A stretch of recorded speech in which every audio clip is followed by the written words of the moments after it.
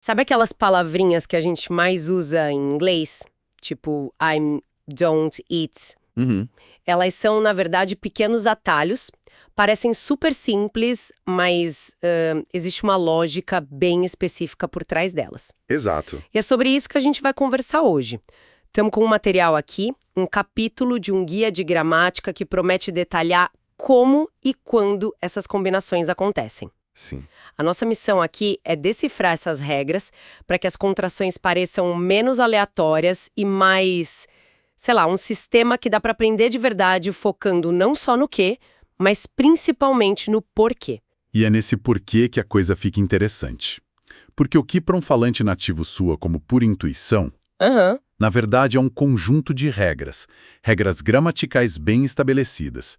E entender isso é um atalho poderoso para quem está aprendendo. Ok, vamos então analisar isso com calma. A primeira grande ideia do material é que as contrações nascem da combinação de duas palavras. Certo. Geralmente um pronome e um verbo. O que me chamou a atenção logo de cara é que não é qualquer verbo. O guia é bem específico, ele lista só have, has, is, are, am, would e will. Apenas esses? A minha primeira pergunta é, por quê? Por que essa exclusividade toda? Por que só esse grupinho? Essa limitação, na verdade, é a primeira grande chave para a gente entender o sistema todo. Certo. Essa lista não é acidental, de forma alguma. É uma regra fundamental da estrutura do inglês. A gramática formal diz que só os verbos auxiliares, sabe, aqueles que ajudam o verbo principal... Sim, a formar um tempo verbal. Exato. Eles podem se fundir com pronomes. E isso cria uma estrutura bem previsível. Evita que a gente tenha, sei lá, uma infinidade de combinações que deixariam a língua um caos. É um princípio de economia, né? Entendi. Então, em vez de 1 milhão de possibilidades, a gente tem um sistema fechado. O que, pensando bem, facilita muito o aprendizado. Muito. E a tabela que a gente tem aqui no material ilustra isso super bem. A gente vê I mais am virando I'm, you mais are se tornando your. O padrão parece bem direto. É um padrão consistente. A mecânica é quase sempre a mesma, né? Você tira o comecinho do verbo auxiliar e coloca o apóstrofo no lugar para marcar essa omissão. Certo. Mas o interessante aqui não é só a mudança na escrita. É o que isso nos diz sobre a língua. A contração é a prova de que a eficiência da fala, a necessidade de se comunicar rápido... acaba moldando a gramática, e não o contrário. Perfeito. A fala vence a formalidade. Essa é uma ótima perspectiva. Mas, espera um pouco. Olhando a tabela aqui com mais atenção, acabei de notar uma coisa que parece uma pegadinha. A contração his, ela pode significar tanto his quanto he has. Exato. E o mesmo para x e its. Aí, na prática, quando eu ouço o his, o cérebro dá uma travadinha, sabe? Tipo, ele está atrasado ou ele já foi embora. He's late or he's gone.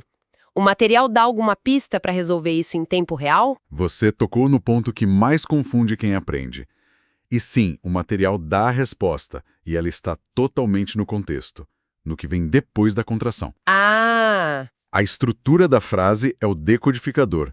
Se a palavra seguinte for um adjetivo, tipo he's tall, alto, ou um substantivo, she's a doctor, ou um verbo com ing, tipo it's raining, esse SS representa is. certo, isso cobre o is.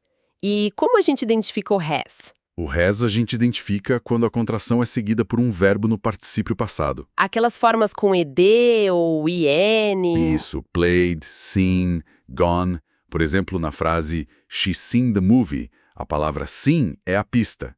Ela nos diz que aquele S ali só pode ser de has. A própria gramática da frase resolve a ambiguidade. É uma pista sutil, mas que faz toda a lógica. E isso me leva a outra dúvida.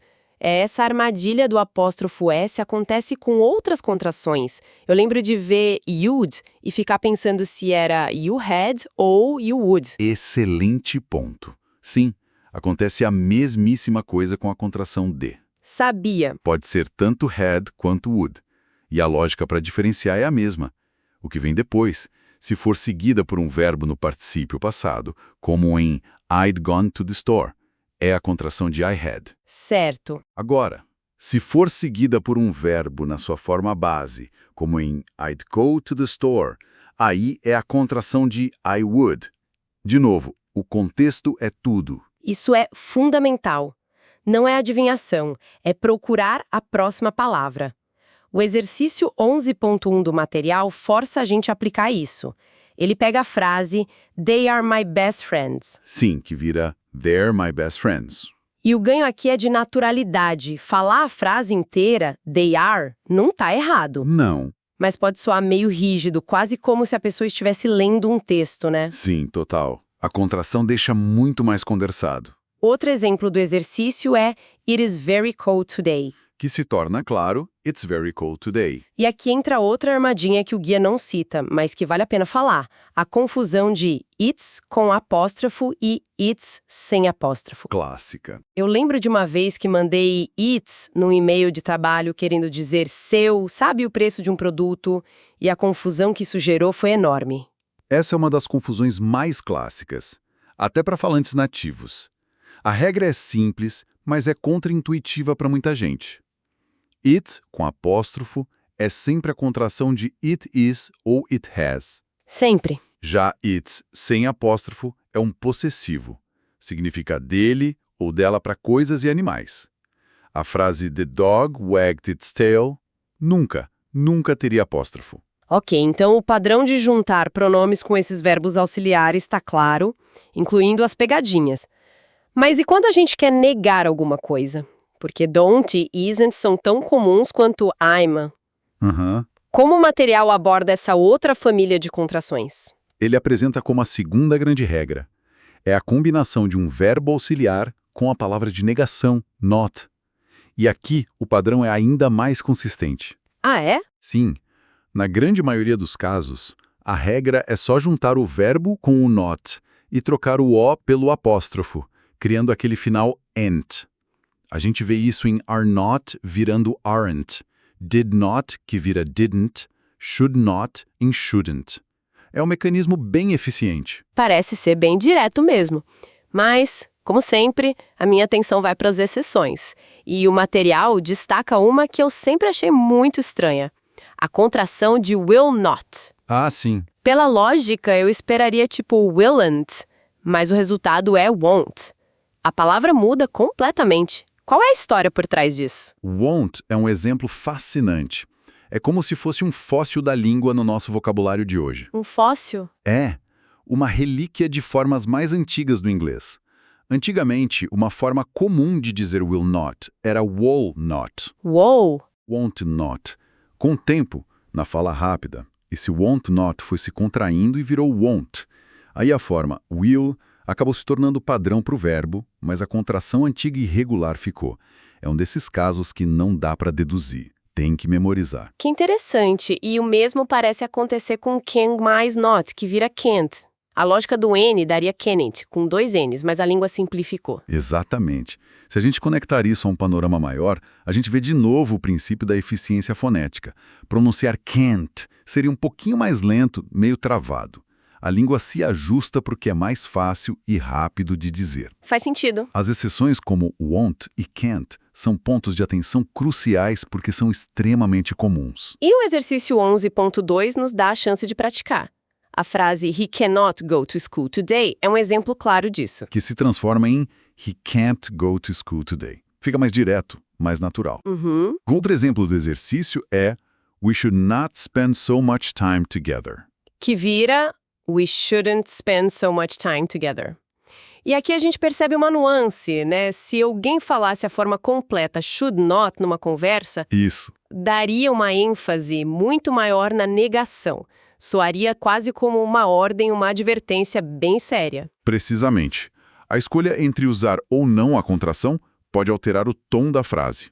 As formas completas, is not, do not, will not, elas são geralmente reservadas para dar ênfase. Ou para textos muito formais. Ou para textos muito formais, como na escrita acadêmica ou legal. Quando você quer que cada palavra tenha o seu peso, você as separa.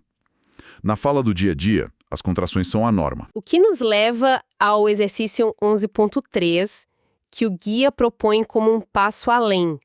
Ele pede não só para transformar, mas para criar frases originais, com contrações como hasn't, there, you'd. Por que esse passo é tão importante? Porque ele te força a sair do conhecimento passivo e ir para o conhecimento ativo. Uma coisa é você reconhecer o padrão quando vê escrito ou quando ouve. Outra, completamente diferente, é você produzir esse padrão de forma espontânea. Na hora de falar. Exato. O exercício 11.3 força o cérebro a sair do modo de reconhecimento e entrar no modo de produção. É isso que realmente solidifica o aprendizado. Faz todo sentido. É a diferença entre entender o mapa e saber dirigir pela cidade sem ele. E isso me lembra a pergunta final.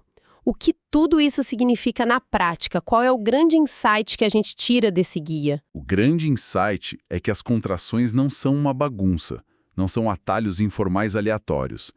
Elas são um sistema governado por regras bem claras. Certo. O material nos mostra que existem basicamente 2 caminhos para formá-las. O primeiro é juntar um pronome com aquele grupo específico de verbos auxiliares, como I'm ou will. Ok, caminho 1. E o segundo é juntar um verbo auxiliar com a palavra not, como in don't ou shouldn't. Entendendo esses 2 caminhos e as poucas exceções, você já cobre, 95% dos casos.